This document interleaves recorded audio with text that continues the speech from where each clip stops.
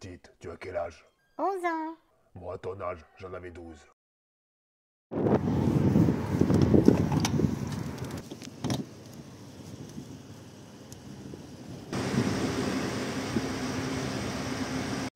Bon, ça fait plaisir. Un plein pour 30 €.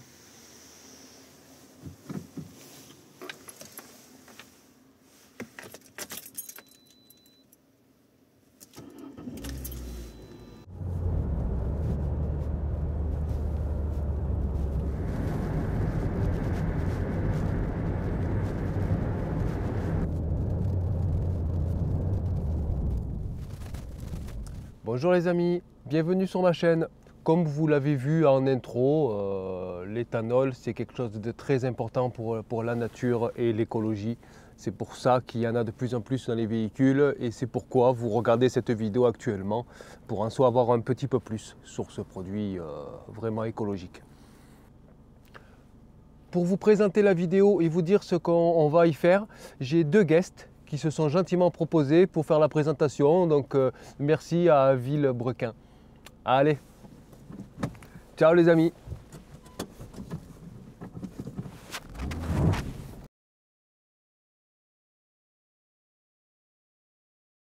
Bonjour et bienvenue dans l'atelier. C'est pas un fond vert, c'est un vrai décor en photo. Oui, aujourd'hui, Vulvetech spécial éthanol. On me l'a beaucoup demandé, vous étiez des milliers à me demander une vidéo sur l'éthanol. Alors, je fais une vidéo sur l'éthanol parce que j'ai besoin de vous rendre service et que vous soyez contents et que vous mettiez des j'aime, des likes, que vous abonnez. Ah, c'est pas notre chaîne? Faites rien, on est bas les couilles. On est payé quand même. Mais pas du tout, il a pas une thune ce trou du cul. Ah! Chabriou, on fait quoi? Il nous fait un cassoulet à midi. Hein, on reste? Il y a à bouffer? Bon, il y a à bouffer à midi. Ok. Alors, c'est quoi l'éthanol? Où pousse l'éthanol? Est-ce que c'est bien l'éthanol? Est-ce qu'on peut boire de l'éthanol? Si on faisait un exemple pratique sur une voiture. Oui, Monsieur Chabriou a raison. Monsieur Chabriou a raison. Des fois, ça arrive. T'as déjà eu raison, une fois ou pas? C'est la première, hein? On applaudit ce connard Chabriou, on l'applaudit. Allez. Oh! Ouh! Ouh! Ouh! Ouh! Oh, il colle celui-là. D'accord. Oui, nous allons essayer sur un véhicule montage éthanol. Parce que la question que vous vous posez tous en regardant cette vidéo, parce que ça n'avait rien à foutre de savoir d'où vient l'éthanol, ce que c'est, l'écologie, vous en battez les couilles. On est d'accord, hein, de vous à moi. Vous voulez juste savoir si votre voiture, on peut mettre de l'éthanol dedans comme ton voisin, tonton Albert, ou les connards que vous voyez à la télé. Hein. Oui, j'ai mis de l'éthanol dans ma voiture et ça marche très bien. Tu devrais faire pareil. C'est économie que ça fait. Oh, tu es. Oh, qu'est-ce qu'ils sont cons les gens qui font des reprogues. C'est qui le con? Celui qui a payé la reprogue, modifié son moteur, ou celui qui a rien fait? Ben, on va répondre à la question. Et on va montrer à la fin un montage sur un véhicule. Ce que nous avons fait. Car la reprogrammation, est-ce que c'est une bonne chose? Le boîtier que vous allez payer 500 balles en auto, là, est-ce que c'est une bonne chose? Est-ce qu'il n'y a pas une autre solution? Est-ce qu'on ne peut pas faire autre chose? De moins cher et peut-être de mieux. Vous êtes là pour ça? Eh bien, je vais vous montrer sur un multiplat à 1 million d'euros. 130 000 euros. 130 000 euros. Calmez-vous, calme. 60 000 euros. Ouais, Chabriou. 60 000 euros. Ouais, ferme ta gueule. Ferme ta gueule. Casse-toi. Va derrière la caméra. La star, c'est moi. Hein? C'est moi qui suis là. C'est moi qui présente les vidéos. Toi, tu vas derrière. Va derrière. Et puis tu sers à rien. On a une équipe, on a un cadreur et tout. Tu sers à quoi? Va encaisser le chèque. Tire-toi. Oh, putain. Comment je l'ai cassé? Oh, je suis trop fier de moi. Je m'en fais le deuxième.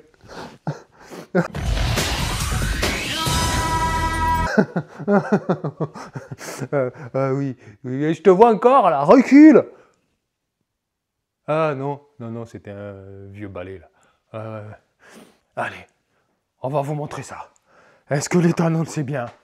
Voilà, voilà, on va répondre à la question. Parce que vous étiez trop con pour faire des recherches, d'aller sur internet, vous renseigner.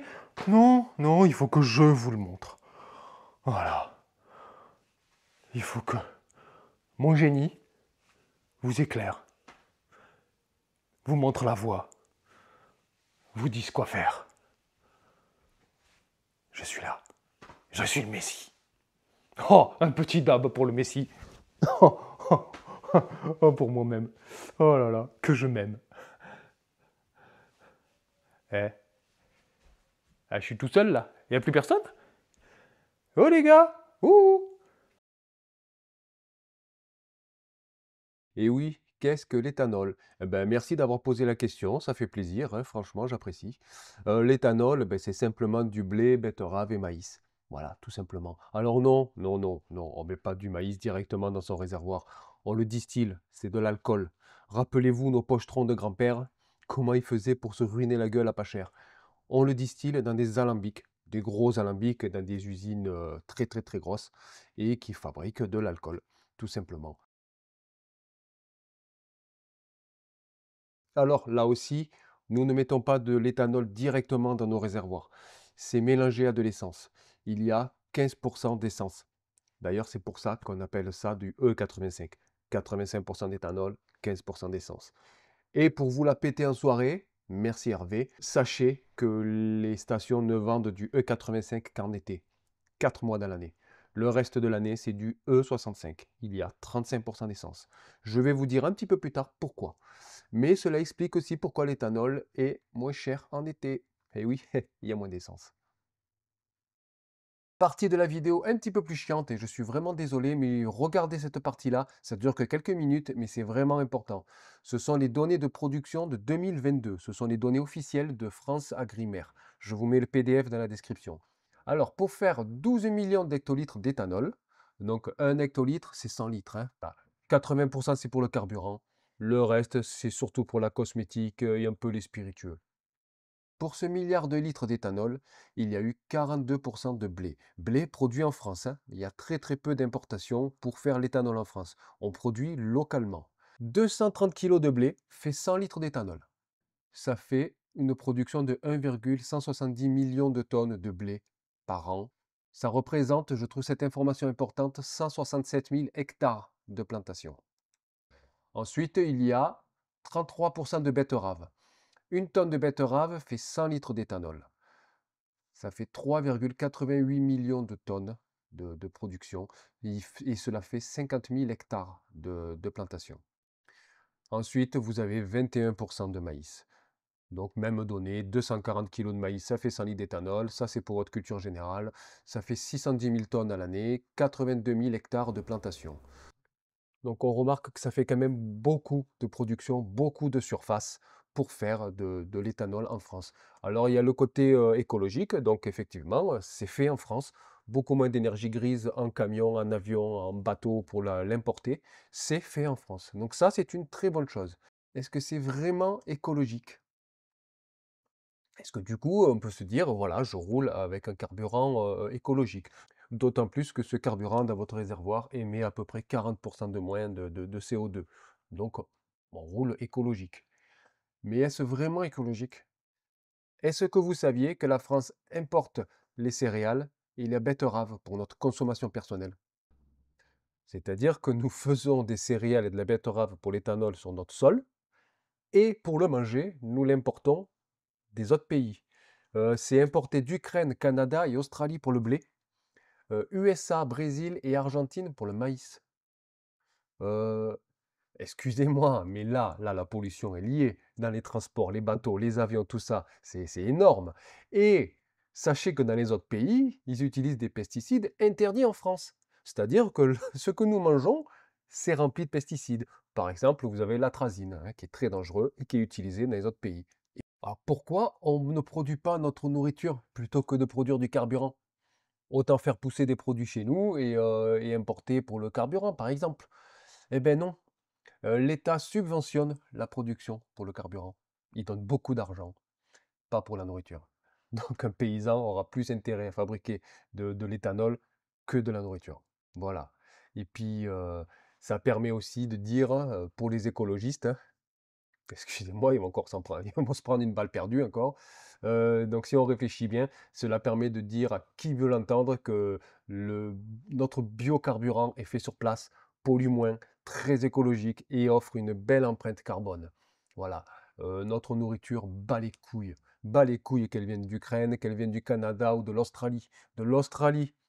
On a le blé qui vient de l'Australie. Tout le monde s'en tamponne. Autre raison très très bête, et vous allez vite le comprendre, pour produire des céréales ou des betteraves pour faire du carburant, nous pouvons utiliser des pesticides très dangereux qui augmentent énormément la production. D'accord? Donc pour la nourriture, on n'a pas le droit, c'est bien normal, hein, on ne veut pas mourir à 40 ans. Mais pour le carburant, oui, on peut utiliser des pesticides dangereux. Et notamment le fameux néonicotinoïde qui massacre les abeilles dans le nord de la France. C'est une catastrophe. Ça, on a le droit de l'utiliser pour les carburants. Et on a le droit aussi de polluer les sols et les nappes phréatiques. C'est bon, c'est validé. Pourquoi? Ben voilà, vous avez compris, hein. Ils touchent des subventions pour faire du carburant.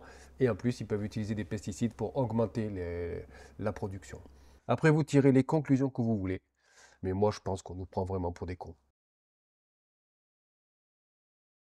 Alors, est-ce qu'un véhicule peut rouler à l'éthanol en y mettant juste de l'éthanol dans sa gueule? Voilà, on y met de l'éthanol dans sa gueule, comme ça. Hein? On y met, ma voiture, elle roule au samplon 95 ou 98 d'habitude. Puis d'un coup, il y a mon voisin qui l'a fait sur sa voiture et qui te dit « Mais vas-y, fais-le, ça crée rien, moi je le fais. Moi je le fais, fais-le, fais-le. » C'est qu'il est con. Hein, sur YouTube, ces mécaniciens et tout, c'est des cons. Voilà, ils comprennent rien. Non, non, vas-y, vas-y. Sérieux, vous y croyez? Vous croyez à ça? Bah non, non, non, non.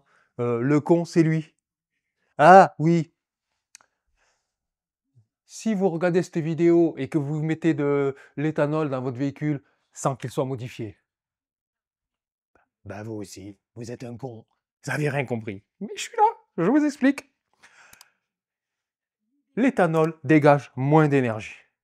Il y a moins d'énergie dedans. C'est de la betterave. C'est moins d'énergie. Du coup, il en faut plus. Il faut en injecter plus. Beaucoup plus. Dans le moteur. La voiture, à l'origine, elle a des injecteurs et un calculateur avec la sonde lambda. La sonde lambda qui, avant le pot catalytique, dit « Oh là là, le mélange est trop pauvre, il n'y a pas assez d'essence. » Le calculateur le dit, hop, et il envoie plus d'essence. Donc, qu'est-ce qu'il fait? Il augmente le temps d'injection. Seulement, un véhicule essence qui tourne à 3000, 4000, jusqu'à 7000 tours minute. 7000 tours minute. Vous croyez qu'il peut injecter pendant 1 heure l'injecteur? Non. Il se retrouve vite au taquet. Il est là, il a à fond l'injecteur. Et le mélange reste toujours trop pauvre. Je vous rappelle qu'il faut entre 20 et 30% d'éthanol de plus que l'essence. Rouler pauvre tue le moteur. Vraiment, vraiment, ça tue le moteur. Il ne faut jamais rouler pauvre. Démonter une bougie, regarder sa gueule, si elle est blanche, c'est trop pauvre. Donc, toutes les modifications que vous faites, les petits boîtiers à la con, les reprog qu'on vous fait, ça modifie que quelques paramètres moteurs. Ça peut éventuellement modifier la pression d'essence pour les moteurs qui peuvent le modifier avec la pompe de gavage. Ça peut modifier un petit peu le débit. Ça peut, mais l'injecteur, il a un diamètre. Oui, c'est chez Abriou. Ça, c'est ton trou du cul, ça. Hein? Trop fier de moi. Le moteur peut pas donner plus. La pompe ne peut pas donner plus. L'injecteur peut pas débiter plus. Le temps d'injection ne peut pas se rallonger de fou. Donc voilà, la reprogrammation, on va jouer sur un autre paramètre. Sur un autre. C'est-à-dire qu'ils vont décaler l'injection dans l'autre sens. De l'avance à l'injection. Et c'est pas bon. C'est le système qui est utilisé par les moteurs traditionnellement pour les démarrages à froid. À froid, le moteur, il s'en bat les couilles. Il envoie. T'excite pas, toi. Il envoie. Mais pas longtemps. Lorsque la température moteur monte, hop, le calculateur, il se calme. Il fait « Oh là, arrête de mettre de l'essence n'importe comment parce que là, on surconsomme. » On est en train de niquer le catalyseur, la planète et le portefeuille, hein, parce que ça débite. Hein. Les 5 premiers kilomètres sur un véhicule, ça débite. Pour ça qu'il faut faire un petit peu chauffer le matin sans rouler. Je dis ça comme ça. Donc, il joue là-dessus, mais c'est pas bon. Car lorsque l'injection se fait d'essence, ça se mélange bien à l'air, c'est pas calculé. Il y a quand même des ingénieurs qui ont travaillé. Le mélange est bien homogène et va dans le moteur. Là, le fait de gaver, eh bien non, le mélange n'est pas homogène, beaucoup d'imbrûlés, mais par contre ça marche, oui, ça marche. Mais non, c'est vraiment pas bien pour votre moteur. D'ailleurs, regardez un peu sur le bon coin, juste un moteur cassé. Alors, vous enlevez les PureTech, les pures merdes, les PureTech qui sont tous en panne, hein. Mais les véhicules qui ont été modifiés à l'éthanol, vous allez voir, il y en a un paquet de moteurs cassés, un paquet, parce que ça a été mal fait. Oui, il faut modifier son moteur pour l'éthanol. Il faut mettre beaucoup plus d'éthanol. Il y a plusieurs systèmes. Augmenter la pression d'injection. Vous mettrez un petit peu plus d'essence. Mais la solution que je préfère, mettez des injecteurs plus gros. Voilà, vous voyez le trou du cul à Chabriou. Plus gros. Ah. Donc voilà, mettez des injecteurs plus gros. Et ça marche. Et ça marche. Vous avez vu? Ça marche. Et après, il y a le problème de démarrage à froid. En dessous de 13 degrés, l'éthanol. Il démarre pas. Il démarre pas. Qu'est-ce qu'on fait? À l'origine, un véhicule à l'origine a un réchauffeur ou un injecteur de plus pour injecter. Votre voiture l'a pas, ça. La voiture que vous avez amenée chez votre garagiste qui vous a pris 1000 € pour faire la reprog, il a pas ça. La voiture va galérer au démarrage à froid. Un coup, 2 coups de démarreur, 3 coups. Oh là là là là, elle marche mal ma voiture. Ben non, c'est l'éthanol, c'est comme ça, c'est normal. Évidemment, si votre voiture est dans un garage chauffé, pas de souci. Mais non, pour pallier à ça, il faut faire justement ce que je vous ai dit de ne pas faire. Augmenter le temps d'injection à froid. La voiture le fait déjà d'origine. Elle le fait. Mais pas assez. Elle le fait pour de l'essence, qui s'enflamme beaucoup plus facilement. Pas l'éthanol. L'éthanol est plus froid. Il faut mettre beaucoup plus d'éthanol. Qu'est-ce qu'on fait? On fait comme les reprogrammateurs ou ces petits boîtiers à la con. On fait croire à la voiture qu'il fait beaucoup plus froid. S'il fait 10 degrés, on y fait croire qu'il fait moins 10 degrés. Comme ça, elle envoie. Donc c'est ça qu'il faut faire. Sur un véhicule, le véhicule que nous avons modifié, nous avons mis une résistance. Cette résistance, placée sur le fil de la sonde de température d'eau, fait croire au calculateur qui est complètement con qu'il fait beaucoup plus froid. Et oui, la sonde de température d'eau, c'est juste une résistance variable. En fonction de la température, elle va envoyer un signal au calculateur. Nous trompons ce signal. La voiture croit qu'il fait très froid. Elle envoie. Je vous garantis, ça marche. Ça marche très bien. Certaines personnes utilisent une résistance fixe avec un petit bouton, clic, clic, qu'ils mettent à volonté. Un peu comme le starter à l'époque, hein, pour les plus vieux d'entre vous. Mais moi, qui suis un génie, j'ai utilisé une résistance automatique, réglable, et qui s'allume et s'éteint en fonction de la température. Regardez la résistance, elle est là. Voilà. Donc, mon véhicule démarre très bien à froid. Vous le réglez. Voilà. De temps en temps, je mets un deuxième coup de démarreur. Mais parce que j'aime ça. J'aime ça mettre des coups. Voilà. Allez, Chabriou, on y va. Hein? Ah, toi tu rentres chez ta mère. Ben vas-y, rentre chez ta mère. Alors, les avantages de l'éthanol, vous allez voir, ils ne sont pas très nombreux. Déjà, c'est pas cher. Effectivement, c'est un petit peu moins cher que l'essence. Ça pollue un peu moins en utilisation. Voilà. Et c'est produit et transformé en France. L'octane est plus élevé que le 98. Vous allez voir, c'est assez important et c'est pourquoi on l'utilise en compétition. Alors, les inconvénients, il y en a beaucoup plus, hein. Il faut adapter son véhicule, il faut le modifier ou acheter un véhicule qui est déjà équipé. Vous avez 40% de moins de puissance, voilà, que l'essence. À froid, il ne brûle pas. Bon, vous allez voir avec l'explication de Silver sur l'octane, hein. Ça abîme les vieux caoutchoucs, les anciens véhicules, ça les abîme, hein. C'est beaucoup plus détergent et agressif. Il y a beaucoup plus de contraintes dans le moteur, effectivement, beaucoup plus d'essence, c'est beaucoup plus de compression et ça abîme plus les pistons soupapes. Et en faisant ce carburant, on ne fait pas de la bouffe. Ben oui, on l'importe. Ça, on utilise beaucoup de pesticides, ça détruit la nature et les abeilles. Et le plus important, elle ne peut pas le boire. Voilà, ça c'est chiant. Voilà, vous avez compris que l'éthanol, c'est pas si bien que ça. Oui, l'indice d'octane. Alors, plus l'indice d'octane est haut, mieux est contrôlée l'explosion, la combustion. C'est-à-dire que lorsque le piston monte dans le moteur et arrive à son point mort haut, c'est-à-dire le point le plus haut et redescend, normalement, le maximum de la combustion de l'explosion se fait à ce moment-là, repousse le piston vers le bas. C'est le piston en descendant qui fait avancer la voiture grâce à l'énergie de cette explosion. C'est le principe du moteur à essence. Nous n'allons pas le décrire ici parce que d'une, j'ai pas envie. J'ai compris que j'ai été pas payé. Bon, je suis là, j'y reste parce que j'ai besoin de me montrer un petit peu en ce moment. Hein. C'est un peu la dèche. Et voilà, donc ça c'est le fonctionnement optimal. Plus l'indice d'octane est élevé, plus l'explosion est contrôlée. Ça va péter quand on lui demande. Un indice d'octane faible, du samplon 95 c'est déjà élevé, mais il y a de l'essence avec de l'octane encore plus bas, qui font que l'explosion peut se faire avec la chaleur, en auto-allumage, un petit peu comme les diesels. Donc le piston n'est pas encore en l'air, qu'il y a l'explosion. L'explosion se fait, pousse le piston vers le bas, alors que lui, il est en train de monter. Cette explosion arrivant avant qu'il soit en l'air, il va quand même continuer à monter, mais le piston est freiné. Et l'explosion, lui, cogne sur la gueule. Comme ça, bam!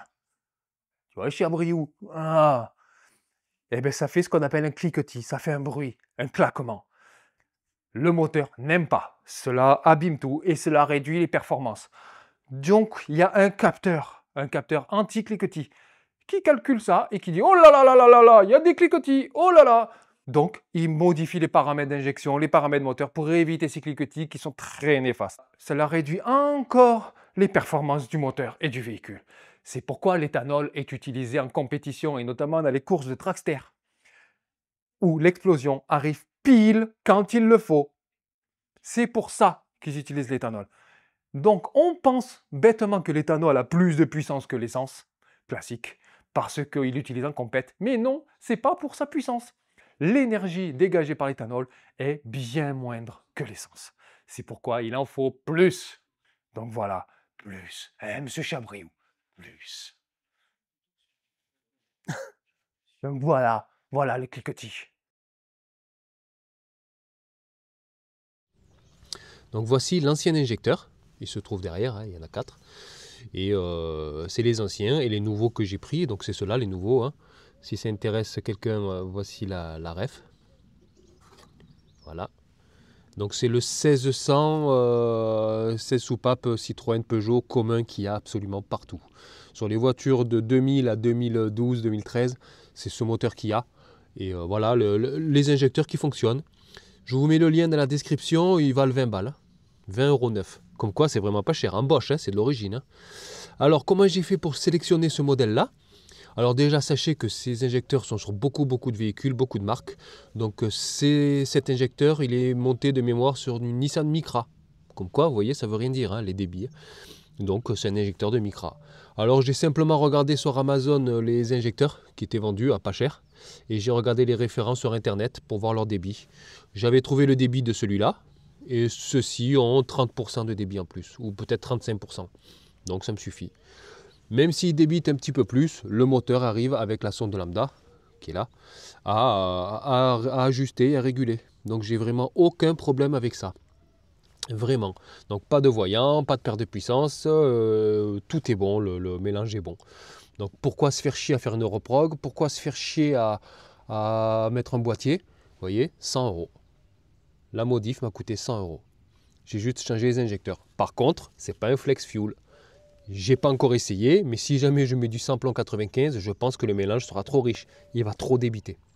Donc cette voiture est vraiment éthanol et ne roule qu'à l'éthanol. Je ne mettrai rien d'autre. Donc voilà. Bon, je vais vous montrer le démarrage à froid. Parce qu'ils ont beau être plus gros, ça facilite le démarrage à froid, bien évidemment, mais pas assez. Ils débitent pas assez pour le froid. Allez, je vous montre comment j'ai fait. Donc vous voyez, là il fait 9 degrés. Voilà, 9 degrés extérieur.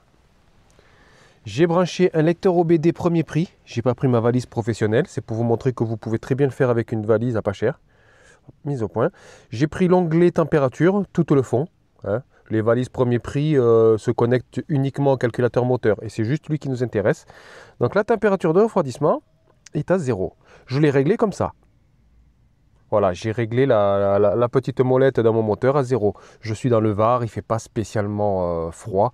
C'est arrivé qu'il faisait moins 10 degrés. Et moins 10 degrés, il marche. Hein. Donc la voiture, c'est moins 10. Et le moteur, lui, il croit qu'il fait moins 20. Vous voyez, il enlève 10 degrés.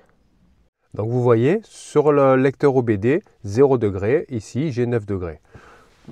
Je tente le démarrage. Quart de tour. Hein. Alors je vais vous montrer une vidéo où il faisait très très froid et j'ai mis un deuxième coup de clé. Mais il aurait suffi que ma résistance, je la tourne un tout petit peu et ça aurait marché. Hein. Mais moi voilà, ça me va comme ça. Il fait moins 8 degrés.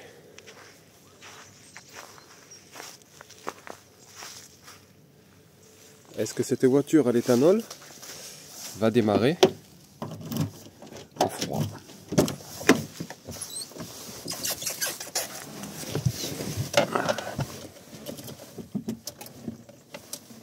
Power on.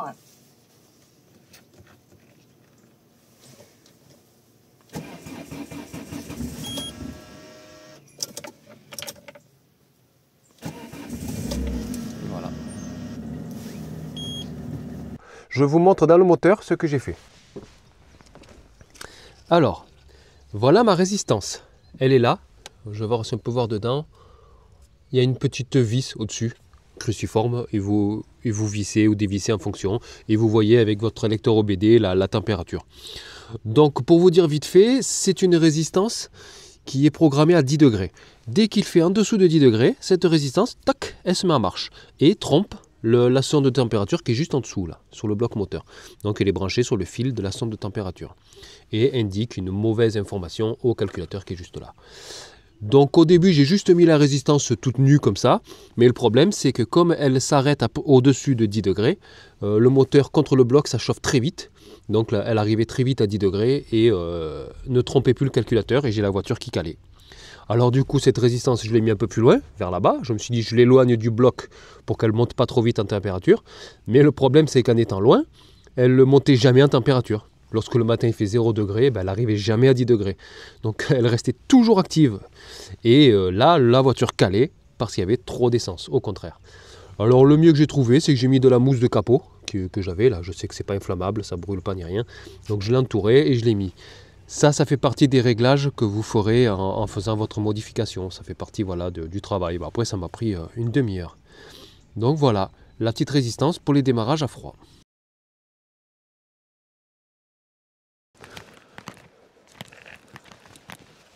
Il est pas là, Silver? Il est pas là? Non, il est au chiottes. Il est en train de chier le cassoulet. Parfait, parfait. Allez, on y va. Pardon. J'ai des renvois un peu de temps en temps, puis c'est ce qui a fait ma réputation et puis ma gloire. Hein, voilà. C'est ce que je pense que c'est ça qui a gêné Silver, où je prenais un petit peu trop la lumière pour lui. Mais nous ne sommes pas là pour parler de ça.